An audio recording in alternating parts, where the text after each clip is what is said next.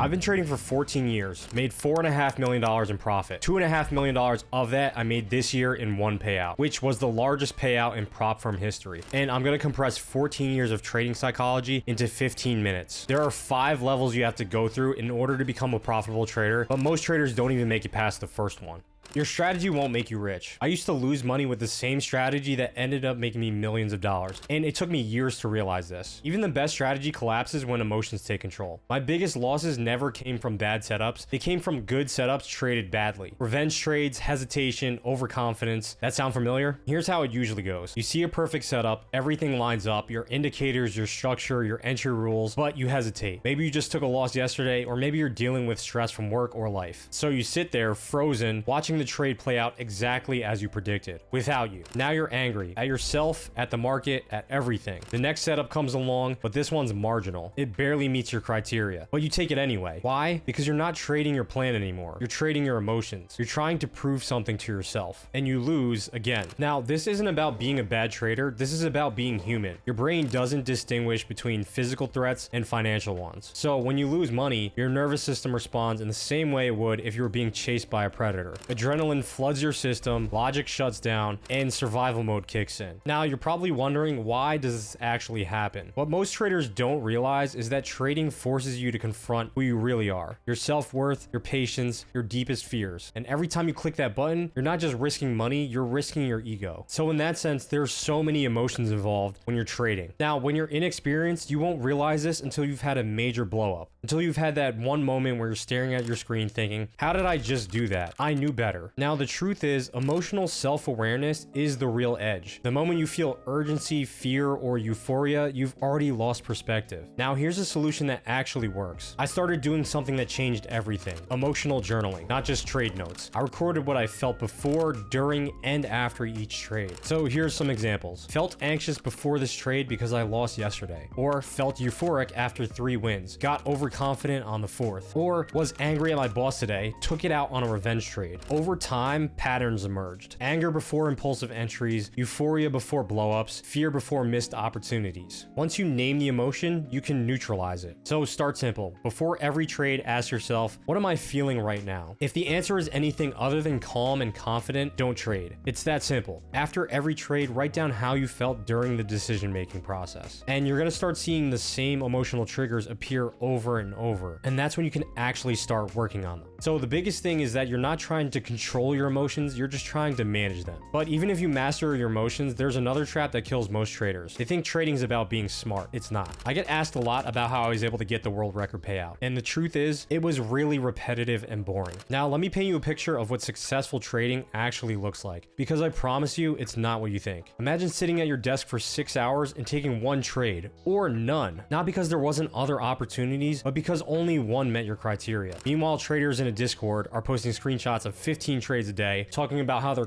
grinding. But here's what they don't see. That one trade made more money than all 15 of theirs combined, because they couldn't sit still. They needed action. They needed to feel like they were working. And this is the part that nobody tells you about successful trading. It's repetitive. It's boring. Some days you sit there all day and don't take a single trade because nothing meets your rules. That is discipline. Now, the harsh reality is, I didn't become a millionaire because I found some magic setup. I became one because I followed the same boring rules for 5 years straight. No exceptions. No, just this once. No, I'll break my rule because I really feel this one. Think about it. How many times have you broken your own rules? You know you should wait for confirmation, but you enter early anyway. You know you should cut the loss, but you give it just a little more room. You know you shouldn't trade on a Friday afternoon, but you do it anyway. The problem is that discipline feels dull, and most traders crave excitement. They want to feel like they're doing something, but the markets reward monotony. They reward the trader that shows up every day, executes the plan, and doesn't deviate. Now, here's what most people get wrong. They think discipline's about willpower. It's not. Discipline's about building systems and structures that make good decisions automatic. You need a routine, the same routine, every single day. Not because routines are magical, but because they remove decision fatigue. When you have to make 50 small decisions before you even place a trade, you're exhausted before you start. But don't try and change everything all at once. That's how you fail. You want to start small. Maybe you just commit to checking the same 3 things every morning before you trade. Market structure, key levels, and news events. Do that for a week. Then Then maybe you add a pre-trade checklist. Test it for a week. If it improves your trading, keep it. Your routine should be so ingrained that you don't ever have to think about it. You should feel uncomfortable when you don't follow it. That's when you know it's working. And here's the key. You need a routine that matches your trading style. If you're a day trader, you need a morning routine that gets you sharp and focused. If you're a swing trader, you need an evening routine for reviewing setups. There's no one size fits all here, but everyone needs something. But here's what nobody tells you. You can have the perfect discipline, follow your process every single day, and still get destroyed, because losing streaks are going to test you in ways that you can't imagine. Whenever I was in my first few years of trading, no matter how much I made, I would end up blowing it in one bad streak because of this one single trigger that sent me spiraling. Here's the pattern that destroys most traders. You have a great week, maybe even a great month, you're feeling confident, and you're thinking about quitting your job. You're calculating how much you'll make if you keep this pace up. Then you lose. No big deal, right? Losses happen, but then you lose again and again, and suddenly you're in a hole. Not a deep hole, maybe just a few percent, but now you're not thinking clearly anymore. You come into the market the next day with one goal: make it back. That's not a trading plan, that's revenge. You start looking for trades that aren't there, you start seeing setups that don't exist, convince yourself that marginal entries are actually good ones. Now, the worst part is you increase your position size, because in your mind, you need bigger wins to recover faster. So now you're taking worse trades with bigger size, and that's the death spiral. I've seen traders wipe out 6 months of profits in 2 weeks, not because their strategy stopped working, but because they couldn't accept being wrong, because they let their ego get involved. When you're in a drawdown, every loss starts to feel personal. You start questioning everything. Am I actually good at this? Was I just lucky before? Should I quit? Your confidence, which took months to build, evaporates in days. And here's the cruel part. The more desperate you become to fix it, the worse you trade. It's like quicksand. The harder you fight, the deeper you sink. Think about trading like surfing. When the water's choppy, you can see what looks like a big wave forming, but by the time it reaches you, it's nothing. Why? Because the water receding is fighting against the water coming in. And that's choppy market conditions. You think you see a trade, but it doesn't pan out, and the momentum dies. The breakout fails, the reversal doesn't hold. That's the market telling you not now. Wait. And real traders know how to wait. Sometimes for days, sometimes for weeks. They don't force trade when conditions are bad just because they want to trade. They preserve capital and wait for the right environment to come back. Just like the professional surfer. He's not going to go out in the choppy conditions. He's just going to wait for days, maybe even weeks, for better weather. Now, after blowing up multiple times, I implemented these pause rules that become non-negotiable. Rule number 1. If I lose 2 trades in a day, I'm done. Not done, but I'll sneak one more in. Actually done. Computer off, walking away. Rule number 2, if I have 3 losing trades in a row, I cut my position size in half for the next week. Not because I've lost my edge, but because I've lost my emotional equilibrium and I need to rebuild confidence with smaller risk. Rule number 3, I don't check my P&L during the trading day. Because when you're watching your money go up and down, you're not trading setups anymore, you're trading your emotions. These rules feel stupid when you're winning, but they save your career when you're losing. The key insight here: detach your results from your self-worth. You are not your P&L. A bad week doesn't make you a bad trader. It makes you a trader who had a bad week. Learn the difference. Even if you survive the drawdowns, there's a bigger problem waiting. The market will eventually kill your edge, and that's when your ego becomes your worst enemy. The strategy that made me my first 100,000 stopped working after a while. I held onto it for 3 months and lost 25K and almost gave up on trading because I didn't realize this. Here's what happens to every trader eventually. The thing that's been working for you stops working. Maybe volatility changes, maybe market structure shifts, maybe other traders crowd into the same edge and arbitrage it away. But you don't notice at first. You think it's just a rough patch. Just variance, you tell yourself. It'll come back. Month 1 passes, you're down, but not catastrophically. It's just a bad month. Month 2, now you're down more, but you tell yourself, this is what I do. This is my strategy. I'm not giving up on it. Month 3, the losses are adding up. Your win rate's dropped. Your average loss is increasing. Every single data point is screaming, this isn't working anymore. But you don't change. Why? Because you've attached your identity to your method. You're not just a trader anymore. You're a support and resistance trader, or a breakout trader, or an ICT trader. That strategy is you. And admitting it doesn't work anymore means admitting you were wrong, that you wasted months, that you have to start over. Your ego just doesn't allow it. Now, the difference between traders who last 10 plus years and those who blow up is simple. The survivors treat their edges like perishable goods. They know everything has an expiration date. And just because your strategy works now doesn't mean it's going to work in the future. They're constantly collecting data, constantly analyzing, constantly asking, is this still working? working? Not emotionally, statistically. What's my win rate over the last 50 trades? What's my profit factor? How does it compare to my baseline? And when the data changes, they pivot. They don't get stuck and attached. They don't let their ego tell them, but this is who I am. I'm a support and resistance trader, or I'm an ICT trader. Great traders are problem solvers who happen to use specific tools. And when those tools stop working, they just find new ones. That's it. No drama, no identity crisis, just adaptation. Now, here's a framework that saved my career. Step 1, track everything. Every trade, entry, exit, win-loss, setup type, market conditions, and emotions. Use a spreadsheet or a journal, it doesn't matter. Just track it. Step 2, review your stats every week. Not your P&L, your statistics. Win rate, average win versus average loss, profit factor, expectancy, and the results of your tagged emotions. Anger, fear, overconfidence, etc. These numbers tell you the truth. Step 3, if anything deviates more than 15% from your baseline for 2 consecutive weeks, investigate it. Is this normal variance or is something fundamentally changing? Step 4, be willing to pivot. If the data says your edge is gone, just accept it. Don't fight it. Study new setups, test new approaches, adapt or die. It's that simple. The hardest part isn't the technical stuff. It's the ego management. You have to be comfortable saying, I was wrong, the market changed, I need to change too. Most traders can't do that. Their ego just doesn't let them. But if you can separate your method from your identity, if you can stay humble and curious, you'll outlast 90% of traders who can't. But constantly adapting, constantly grinding, constantly managing risk, it's gonna burn you out, which is why the final lesson is the one that most traders completely ignore. I used to be one of the traders who thought practice made perfect until I realized this. Let me describe a version of yourself you might recognize. You've been trading every single day for weeks. No breaks, no weekends off. You're grinding because that's what you think winners do. Your morning routine starts slipping. Instead of preparing properly, you just jump straight to the charts. Instead of journaling, you think, I'll do it later, and never do. You stop exercising, stop seeing friends. Your entire life becomes wake up, trade, analyze, sleep, repeat. And then something weird happens. Your results start deteriorating. Not in one big blow up, it's death by 1,000 cuts. You start making small mistakes, taking B setups when you should have waited, cutting winners early because you're anxious, letting losers run because you're too mentally exhausted to manage them properly. You wake up one day and realize you can't think clearly anymore. There's a fog in your head, your decision making's off, your patience is gone, and you're burned out. Trading's unlike almost any other profession because it's entirely mental. You're not moving boxes or building houses or running meetings. You're sitting in a chair, clicking a button. So the fatigue is invisible until it's too late.